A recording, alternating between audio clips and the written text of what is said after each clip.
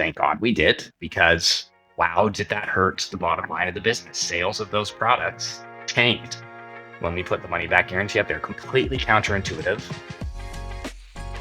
Hello and welcome to another coffee break episode on the Conversion Podcast, where we provide easy to digest and easily to apply insights on digital experimentation, conversion optimization, and customer experience in the time it takes to grab a coffee. Hello, James, and thank you so much for joining today. Really appreciate it. Absolutely. Nice. I'm excited about this one because I think I probably have the lucky fortune that others don't so much, that I have over the last 8 years gotten to spend a lot of time with you, both working together, traveling around. We get in these like little debates and like side topics or whatnot. Yeah.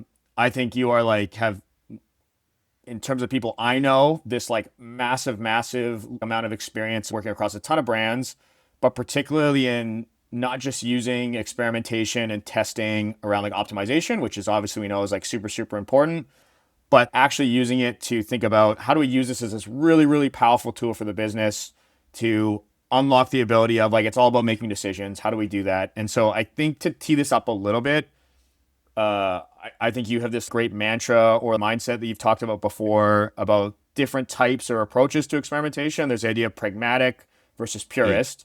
And so maybe just to like kind of lean in as a start, can you just share a little bit about how you describe the two of those and like why it matters in terms of like how you're thinking about that? Yeah, for sure. And thank you for the intro and sort of ballooning my head up. Hopefully no one can see that on camera there. Nailed it.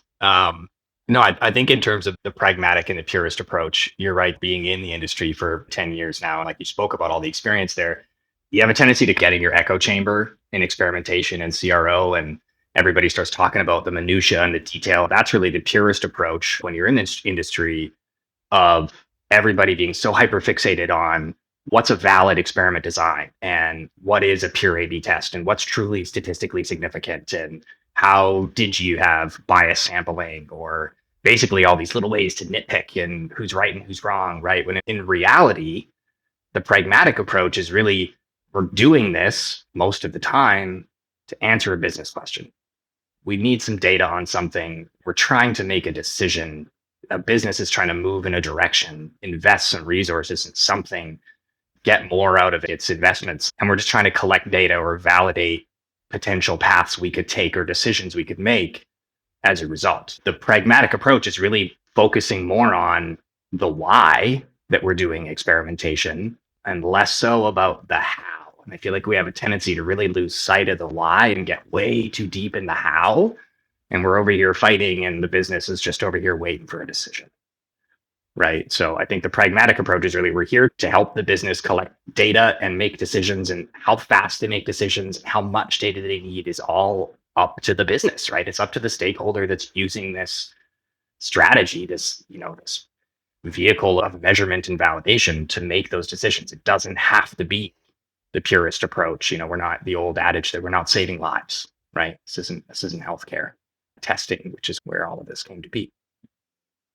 Okay, very cool. Well, and then just to make it very tangible, can you just maybe tell, like, I think you have so many of these, so I think the hard part will be like which one to tell, but just give some examples of the types of questions for businesses that you've been able to answer through taking that pragmatic experimentation approach. Yeah, that's a good question. What are some good examples? I mean, I think you can, if you think about how you approach this, there's the hierarchy of evidence, right? The different levels you can take as you get higher and higher in the purity of your data. And I think people have a tendency to just ignore the lower levels. Qualitative research, low sample research, all those sorts of things aren't valuable or aren't as methodologically pure as the higher levels, as the randomly controlled trial or the gold standard A/B test, right? So using a mix of all of those are really valuable in some ways that I can think that we've done that. If I can pull from an example, we had worked with a large manufacturing business that also has a direct to consumer business, some products that likely many of you have in your homes that are listening. And their executives came to us and basically said, hey, we own all of these different brands, these brand.coms. They're all under our corporate umbrella and have their own direct to consumer businesses. They're doing great. But we're also competing with big box retailers, our retailer networks who sell all of our brands, plus all of our competitors. right? So if someone doesn't pick one of our brands, maybe they're going with another brand that we own in terms of a product, or they're going with a competitor. Are we doing ourselves a disservice by not merchandising our other suites of brands and products on these different brand.coms? Really big business question. How do you even start to unpack that? Right. And the consequences of making a decision and choosing a path can be pretty far reaching. If you were to choose to throw it all out the window and say, we're only going to have one website with every brand we own on that single D2C retail website, A, that's a huge investment, an endeavor to undertake. And B, is it better? Who knows? So I think that's a business question. And that's where experimentation and measurement and validation can really help. And different activities, different methodologies, different levels of data and types of data can kind of come in to solve that.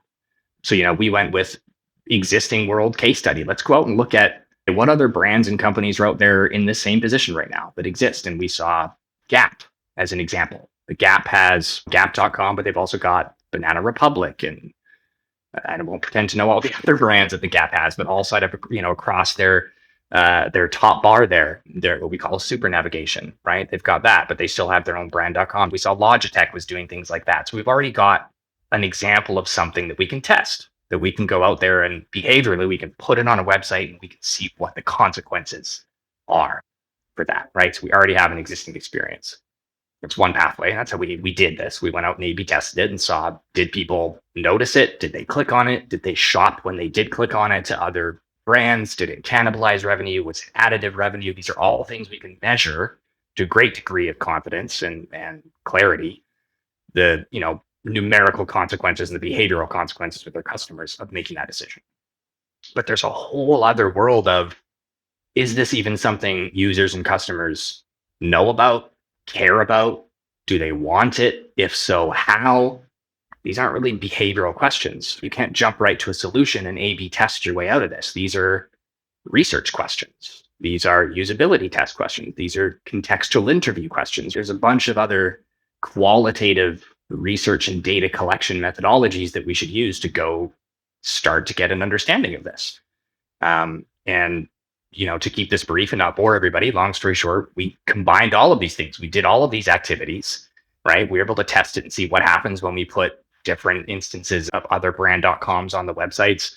We were able to go talk to customers and see, is this something you actually want? We were able to usability test the brands that were doing this, the brands that weren't, and the middle ground of the retailers, and see what people like and don't like about all these different, and come to a pretty cohesive understanding of that environment and of that decision, and then guide the business accordingly with the data they've got. And very few of those research activities and data points were 95% confident with statistically significant results and forecastable data points, but they're enough for a business to make a decision. And I think that's going back to my earlier point, what really matters, right? It's helping businesses make decisions, collect data, validate data, and just keep moving forward less than blind.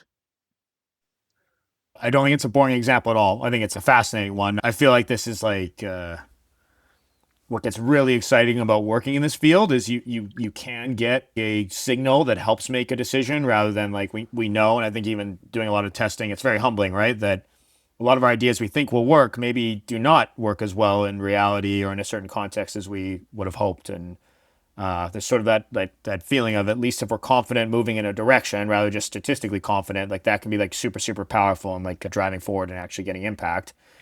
Yeah. I would say maybe the one thing when we talk about this that I think people could get caught up on is there are a realm of a whole bunch of different things you can do to get to the decision. How do you balance in terms of what to actually pick to do, how long you should be doing it for, how much data do you need? This is a huge question, but I just think there's like a little bit of like, how do you make that tangible and take someone in a direction if they wanted to actually apply this approach? It's a great question. And there isn't, I remember taking law courses in university, and it infuriated me that the answer to every question was, it depends. And so I'll take a page out of that book and basically say, it depends how you make that decision. Ultimately, the inputs to that decision are, how quickly do you need to move? Do you have the patience to wait for certain methodologies and data points and certainty that often take time, right? It's a luxury in business decision making to be certain and to take time. Yeah. The other thing is, how much confidence does the rest of the organization need to move, right? Like what's the risk of getting this wrong? And as I said earlier, right, we're not saving lives. Most of the time, the decisions we're making and the data we're trying to collect are not that consequential. If you're testing which picture is better on your homepage, not going to blow up your brand, not going to burn the company to the ground, right? Fairly inconsequential. Do you need to be 99% confident that that is the best picture to put on your homepage? Probably not. There are other decisions and things that are very consequential, and you'll want to take the privilege of time and make sure that you collect enough data and you're certain. So I think, how long it's going to take, how certain you need to be, probably the really two key inputs here. And then the reality of, can you really use behavioral data to answer this question? Is this a how will people behave or what will people do kind of question, which is then more suited to your quantitative behavioral methods like A/B testing and things like that? Is it more of a what do people think and feel and, preliminary before there's even prototypes or things to get behavioral interventions out there? Now you're talking more user research, get out and talk to people, use attitudinal methods to get an understanding, and then graduate your way up maybe to the how these things make people behave as you go along, and use a combination of both if you're not really sure, as I used in the other example. I think ultimately you're in charge, right? As I think the best guidance to don't get distracted by, as I said earlier, that echo chamber of, testing is only valid if it's 95% confident and that's it. Otherwise, throw everything out and don't throw the baby out with the bathwater kind of thing. Collecting data and getting some semblance of a signal to make a decision and move forward. What is the appropriate level of confidence to make the decision is up to you. It's your decision as a business or as a stakeholder or as someone that has to deal with the consequences of that decision, right? So collect as much as you need to feel like you're good and you want to move forward, then move forward, move on to the next thing. Because obviously there's opportunity cost to all of these things as well. Is there anything that you could also share to a listener in terms of these are some foundational capabilities, tools, maybe process or anything like that someone has to have in place to take advantage of this? Like, I don't think it's that hard for people to be like, I definitely want to do something like that. That's what I'm trying to do every single part of my day. Yeah. But like, what do I actually need to have in place to go about like taking this type of approach? Yeah. I mean, the will, the desire to do it, to get out there and do it, I think, right? And then, the beauty of the more qualitative methods is you don't need a lot. You need a way to talk to somebody and collect their feedback. You can do that face to face, right? With existing customers, with prospective customers. If you own a retail store, you can just walk around and talk to people and collect data. If you have a website, you can put surveys and things up with a lot of free tools. You can use tools that have their own cohorts of people or respondent bases. So if you're going that angle, that's the beauty of those methods, is that you're not mathematically limited by the amount of traffic to your website or things like that. If you want to do the more quantitative side of things, you need obviously a testing tool. You need some at least good foundations and hypothesis of what you're testing, why you want to collect data, and what question you're trying to answer, and what methodology or test is going to help you answer that question. And then you need the ability to get out there and run an experiment. I think that's where everybody gets hung up, right? And I think that's where my advice is, then you get into the limitation of, I don't have enough traffic to test the significance or to run A/B tests. And, partially, of course, there's some truth to that, especially if you're walking around with your test results saying, I'm absolutely certain that this is the right way, and it's a completely unpowered difference of 5 kind of test.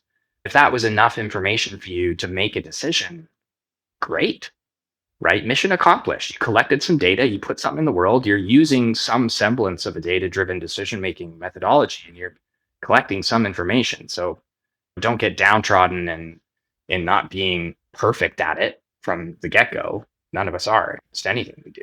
It doesn't mean that trying to collect data and make decisions with data is a bad thing.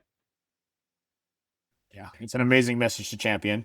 Maybe one more I'll try to ask you just to fit this nicely in a coffee break. I think when you also take on this approach, the amazing thing about it is you actually get a lot more of the business excited or interested or want to be a part of what you're doing. I think this is something you have an amazing capability doing, is like speaking different people's languages and having that more softer side of we're doing this technical thing, but then how do we actually translate it into the business language and how we can actually make a decision? Do you have any advice on if someone is doing this, how can they speak to different types of stakeholders in the organization? Maybe there are technical people we need to interact with. Maybe there are product managers. Maybe there are more executive level people. How do you go about navigating that and being able to actually take, okay, we are doing these types of things. How do we then actually share this, have conversations, get to a place where we're actually aligned? Yeah, it's almost like when you think about if you're familiar with the concept of a killer app, right? Where a lot of, the iPhone needed its killer app that broke through and got everybody really excited about it, right? So what's that thing that is the catalyst, that tipping point for everybody to get excited and buy in? I think experimentation programs often need their killer test, right? What's the result? What's the thing that we found out that just blows everybody's mind, that people can't help but pay attention to, that's really exciting and has people going, oh, actually, I could use that. I have a question that I want that. Or I was going to do that thing that you tested and now I know not to. Right. And so, what is your killer test? I would say is ask yourself that question and go run around the organization and see what's the thing people are constantly bickering about. What's the question on everyone's mind? What's the stupid decision that we made in the past that we would have wished we tested that we know was wrong that's right about to happen now? And my great example, if you go back and listen to the webinar we did with Whirlpool, Kevin gave a fantastic example in that webinar about a money back guarantee that was a no-brainer decision that they already had it. It was a function of their product for years. And their product managers thought, why don't we merchandise this? Why would someone not be happy to have a 90-day money back guarantee on a product that they buy? It's not on the website. Let's put it on the website. Any logical person says, yeah, of course, sure, great value proposition. Money back guarantees are awesome. But Kevin, being the great experimenter that he was with us, put it forward as an experiment. Thank God we did, because wow, did that hurt the bottom line of the business? Sales of those products tanked when we put the money back guarantee up there. Completely counterintuitive. That was the killer test for that program, right? Championing that result around that just surprised everybody because logically it made no sense. But as you dug into the why, which I won't waste everybody's time with, go watch the webinar to find out the why. It started to make sense. And then that had ripple effects, right, through the organization of, okay, what oh shit moments have I had in my career or in my role the last little bit? And what can I avoid and what can I test now? And more people start knocking on the door and the program grows. So go find your killer test, your killer experiment. Nice. Okay, well, I want to give you a big thanks. I know that you're a very busy guy, so thank you so much for making the time to do this and chat through it today. If people did want to reach you, if they did have questions, you're like, I would love to talk to James about this. Is there a good way they can do that? Yeah, absolutely. Connect with me on LinkedIn, send me an email, comment something controversial on one of my posts and get me all riled up. Whatever method works best. That might be the best way. That might be the best method. Okay, well, yeah. thank you very much once again. Really appreciate it.